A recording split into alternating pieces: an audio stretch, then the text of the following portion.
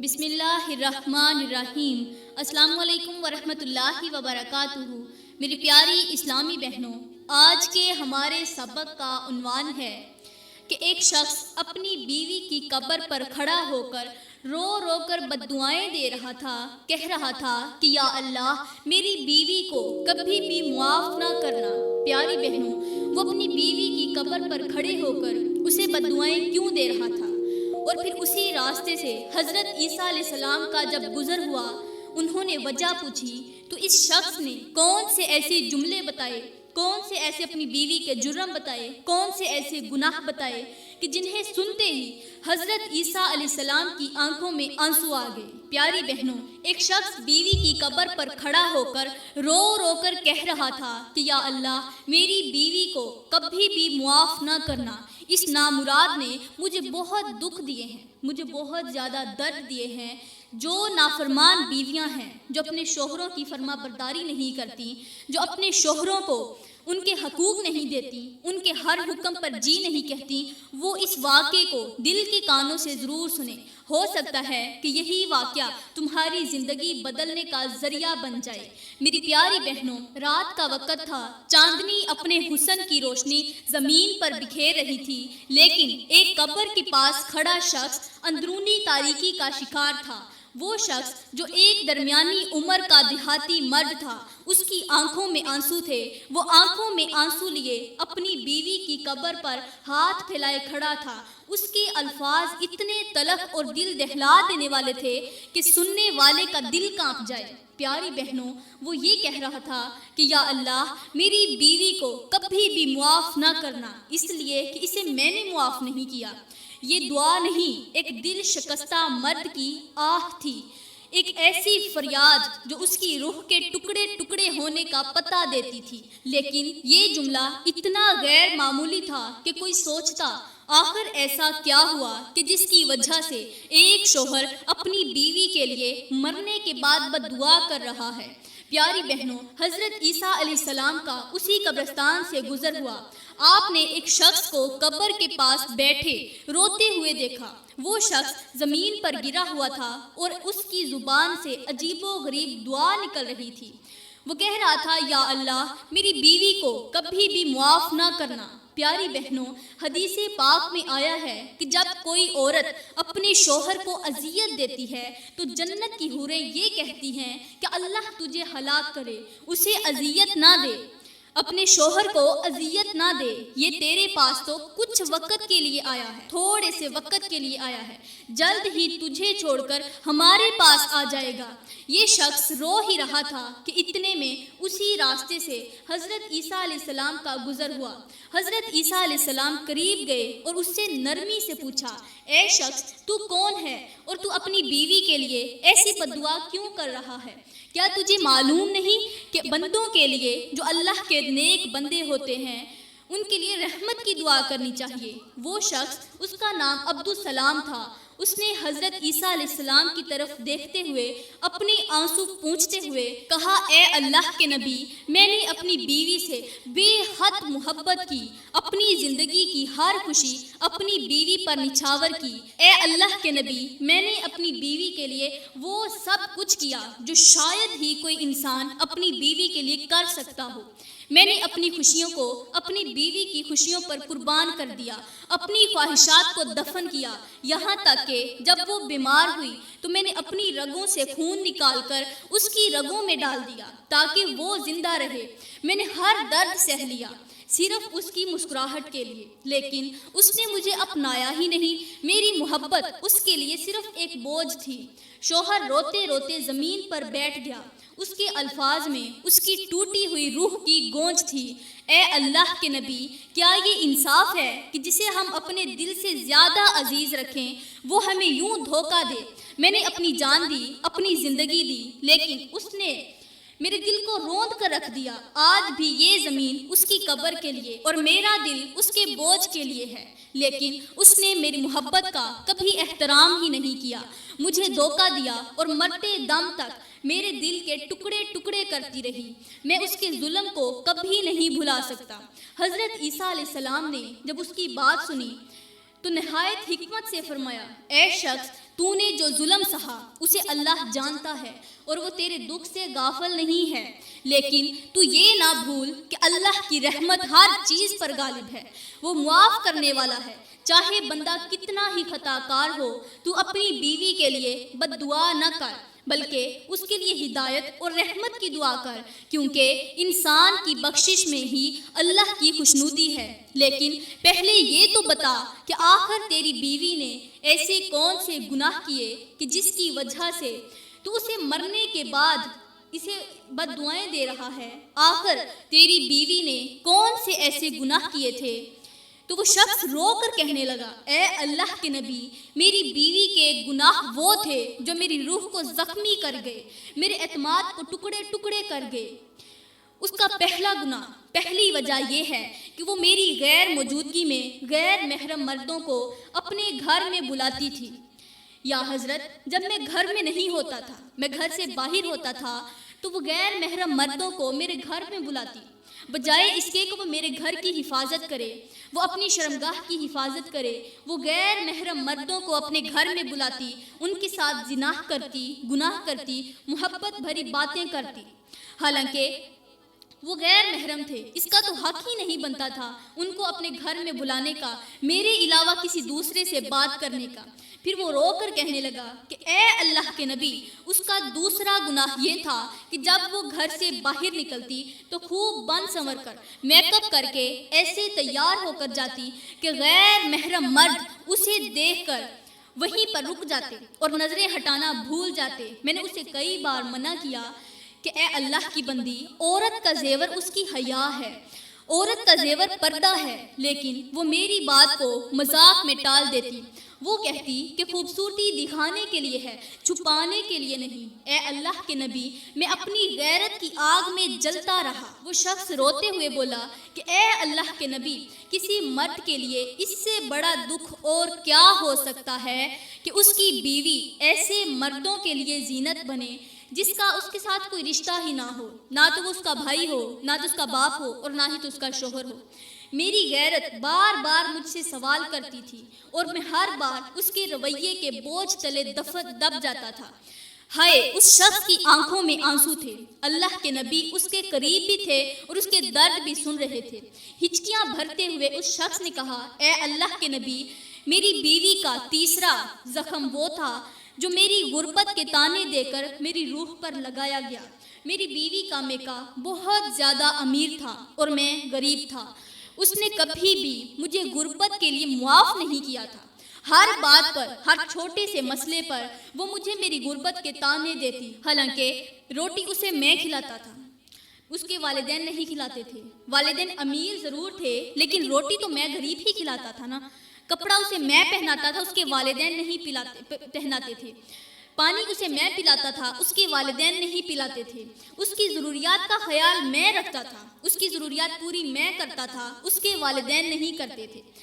مجھ میں اور اس کے والدین میں فرق صرف اتنا سا تھا کہ اس کے والدین امیر تھے اور میں غریب تھا۔ پورا دن محنت مزدوری کرتا، میں جتنا بھی کماتا صرف اپنی بیوی پر ہی لگاتا تھا۔ میں نے اپنی بوڑھی ماں کی خدمت نہ کی، میں نے صرف اپنی بیوی کی وجہ سے کسی کو اپنا نہیں بنایا، اس لیے کہ صرف یہی میری ہے، اس کے علاوہ میرا دنیا میں کوئی ہے ہی نہیں۔ اور یہ اتنے بڑے دھوکے کرتی رہی میرے ساتھ، اور الٹا میری بیوی مجھے کہتی کہ میں نے اپنی زندگی برباد کر لی ایک ایسے نکمے شخص کے ساتھ جو نہ میرے خواب پورے کر سکتا ہے، نہ خواہش پوری کر سکتا ہے، حالانکہ جو کماتا اسی کی تلی پر رکھتا تھا۔ اے اللہ کے نبی، میں نے اپنی غربت کو اپنی زندگی کا حصہ مان لیا تھا، لیکن بیوی کے تانوں نے میری غربت کو میرے لیے ایک عذاب بنا دیا۔ وہ ہمیشہ اپنی خوشیوں کو میری ناکامیوں کے ساتھ تولتی رہتی تھی۔ میں نے دن رات محنت کی، اپنی استطاعت سے بڑھ کر اس کی خواہشات پر پوری کرنے کی کوشش کی، لیکن وہ ہمیشہ میری کمزوریوں کا احساس دلاتی تھی۔ اے اللہ کے نبی، میری سب سے بڑی آزمائش اور سب سے گہرا زخم میری ماں کی موت ہے۔ اللہ اکبر۔ میری بوڑھی ماں زندہ تھی، وہ میری سب سے بڑی دعا تھی۔ میری ماں جب زندہ تھی تو وہ میرے لیے دعائیں کیا کرتی تھی۔ میری ماں سے بڑھ کر کوئی میرے لیے دعا کرنے والا نہیں تھا۔ زندگی میں صرف ایک ہی شخص تھا جو میری بھلائی چاہتا تھا، اور وہ میری ماں تھی۔ میری بیوی نے تو کبھی مجھے اچھا جانا ہی نہیں، اور میری ماں ہی تھی جو میرے لیے دعائیں کرتی تھی، میرا اچھا سوچتی تھی، میری ہر خوشی کے لیے دعائیں کرتی تھی۔ اور ایک میں تھا کہ میں اپنی بوڑھی ماں کی خدمت بھی نہ کر سکا، صرف اپنی اسی بیوی کی وجہ سے جو اس مٹی تلے دفن ہے۔ اے اللہ کے نبی، میری ماں میرے لیے دعائیں کرتی تھی، میری بھلائی کا سوچتی تھی، لیکن میری بیوی اسے اچھا نہیں سمجھتی تھی۔ وہ ہمیشہ میری ماں کو برے القابات سے یاد کرتی، ان پر جھوٹے الزامات لگاتی اور میرے سامنے ان کے خلاف باتیں کیا کرتی تھی۔ میں نے اپنی بیوی کو کئی بار سمجھایا کہ میری ماں کی عزت کرنا ہماری دنیا اور آخرت کا فرض ہے، لیکن وہ میری بات کو کبھی سمجھتی ہی نہیں تھی۔ اب جتنی بہنیں میرے سامنے بیٹھی ہیں، ان سے ایک ہی گزارش کرنا چاہوں گی کہ آپ کی جو ساس ہوتی ہے وہ صرف ساس نہیں ہوتی، بلکہ وہ بھی کسی کی ماں ہوتی ہے۔ اگر آپ ان کے ساتھ محبت نہیں کر سکتی تو ان کے ساتھ نفرت بھی مت کریں۔ زندگی میں کسی انسان کے ساتھ نفرت نہیں کرنی، کیونکہ جو انسان کسی سے نفرت کرتا ہے تو آگے جا کر وہ خود بھی نفرت کے قابل ہی بنتا ہے۔ آپ اپنی ساس کو اپنی ماں سمجھیں۔ اگر ساس آپ کے ساتھ برا رویہ کرتی ہے، آپ کو برا بھلا کہتی ہے، آپ کے خلاف ہے، تو آپ اپنی محبت کے ذریعے انہیں اپنی طرف مائل کر لیں، انہیں ماں سمجھیں، ماں کا درجہ دیں۔ جب آپ اپنی ساس کو ماں کا درجہ دیں گی تو پھر ایک دن ایسا آئے گا کہ آپ کی ساس آپ کی ماں کی طرح آپ کو ٹریٹ کرنے لگ جائے گی۔ اگر زندگی میں سکون چاہتی ہیں، اپنا گھر آباد کرنا چاہتی ہیں، پھر ماں کو بیٹے سے جدا مت کرنا۔ تو پیاری بہنوں، اس کے بعد وہ شخص رو کر کہنے لگا کہ یا حضرت، ایک دن جب میں کھیتوں میں کام کرنے گیا، میری بیوی اور میری ماں کے درمیان کسی بات پر جھگڑا ہوا۔ میری بیوی نے اپنی نفرت اور غصے میں وہ کر دیا جو میں کبھی سوچ نہیں سکتا تھا۔ میری غیر موجودگی نے اس نے میری بوڑھی ماں کو دھکا دے کر زمین پر گرا دیا۔ بوڑھی ماں نے اپنی کمزور سے ہاتھوں سے، اپنی کمزور سے بازوؤں کے ذریعے زمین سے اٹھنے کی کوشش کی، لیکن جب اٹھ نہ پائی تو اس کے منہ سے بے ساختہ کچھ الفاظ نکلے جو دل چیر دینے والے تھے۔ اے اللہ کے نبی، میری ماں اپنی بہو سے کہنے لگی، میری اس بیوی سے کہنے لگی کہ اے اللہ، مجھے معاف کر دے، مجھے اپنے بیٹے کی خوشیوں کے لیے یہاں سب کچھ برداشت کرنا پڑ رہا ہے۔ میری ماں اسی زمین پر دم توڑ گئی، لیکن موت سے پہلے میری ماں نے میری بیوی کی طرف دیکھتے ہوئے کہا، بیٹی، میں نے ہمیشہ تمہیں اپنی بیٹی سمجھا ہے، لیکن تم نے میرے بڑھاپے کو بوجھ سمجھا۔ تمہیں یہ معلوم نہیں کہ میں نے اپنی زندگی کا ہر لمحہ اپنے بیٹے کے لیے قربان کیا تاکہ وہ تمہیں خوش رکھ سکے۔ اپنی زندگی تیری وجہ سے قربان کر دی کہ میرا بیٹا صرف تجھے خوش رکھ سکے۔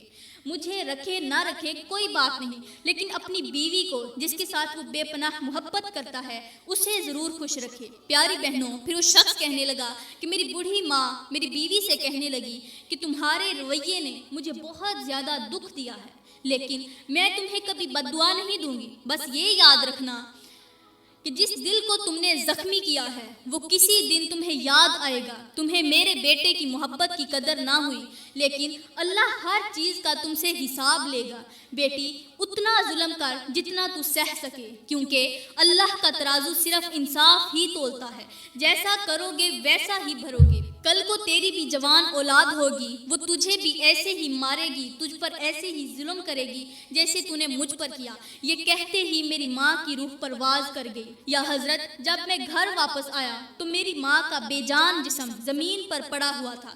میری بیوی نے اس واقعے کو چھپانے کی بہت زیادہ کوشش کی اور وہ کامیاب رہی۔ میری دنیا اندھیری ہو گئی۔ ماں جو میری جنت تھی، ہائے، میری زندگی کی سب سے بڑی نعمت تھی جو مجھ سے چھین لی گئی۔ اے اللہ کے نبی، میں نے اپنی ماں کے قدموں میں جنت دیکھی تھی، لیکن میری بیوی نے اس جنت کو مجھ سے چھین لیا۔ میری ماں کو جو دکھ میری بیوی نے دیے اس کا حساب میں اللہ کے سپرد کرتا ہوں۔ وہ ظلم جو میری ماں پر ہوا میں اسے کبھی بھی بھول نہیں سکتا۔ میری بیوی نے نہ صرف میری ماں کو مار دیا بلکہ میری زندہ روح کو بھی توڑ کر رکھ دیا۔ میں اپنی ماں کی قبر کے سامنے معافی مانگتا ہوں اور اپنی بیوی کی قبر کے سامنے بد دعا کرتا ہوں۔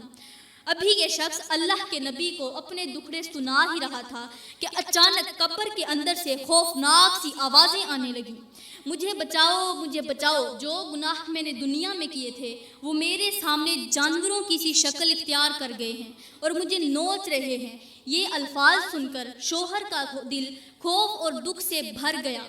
وہ کانپتے ہوئے قبر کی طرف دیکھ رہا تھا۔ قبر کے اندر سے آواز آ رہی تھی، بیوی کی پکار میں خوف اور اذیت کی شدت نمایاں تھی۔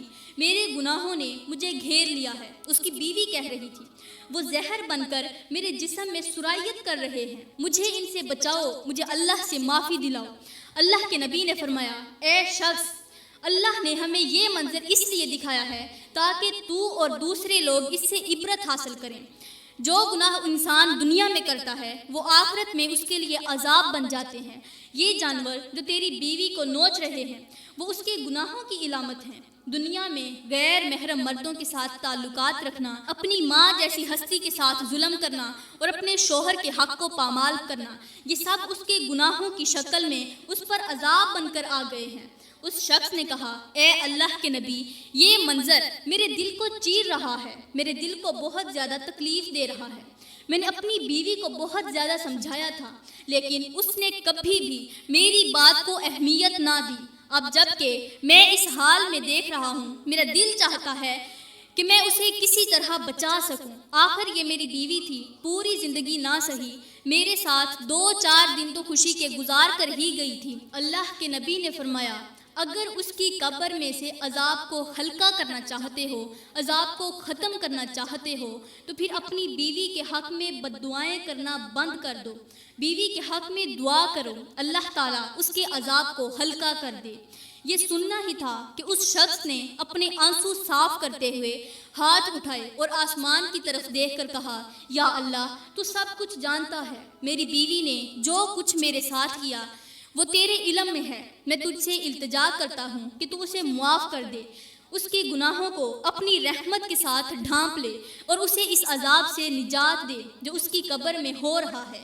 یا اللہ، اگر میری دعا اس کی حالت کو بدل سکتی ہے تو میں نے اسے اپنے دل سے معاف کر دیا، میں اسے ابھی معاف کرتا ہوں اور تجھ سے بھی اس کی معافی کی خیرات مانگتا ہوں۔ ہائے، شوہر کی دعا کے بعد قبر سے آنے والی چیخیں تھوڑی مدھم ہونے لگی اور قبر کے ارد گرد ایک عجیب سا سکون سا چھا گیا۔ حضرت عیسیٰ علیہ السلام نے کہا، تیری معافی اور دعا شاید اللہ کی رحمت کو دعوت دے چکی ہے۔ یاد رکھ، اللہ وہ ہے جو بندے کے گناہوں کو معاف کر کے اسے اپنی رحمت میں لے لیتا ہے۔ تو اپنی ماں اور بیوی دونوں کے لیے دعا کرتا رہ اور اللہ کے فیصلے پر راضی ہو جا۔ میری پیاری بہنوں، یہ واقعہ ہمیں سکھاتا ہے کہ دنیا کے گناہ آخرت میں عذاب کی شکل اختیار کر سکتے ہیں۔ انسان کو اپنی زندگی میں ہی اپنے گناہوں سے توبہ کرنی چاہیے اور اللہ کی طرف رجوع کرنا چاہیے۔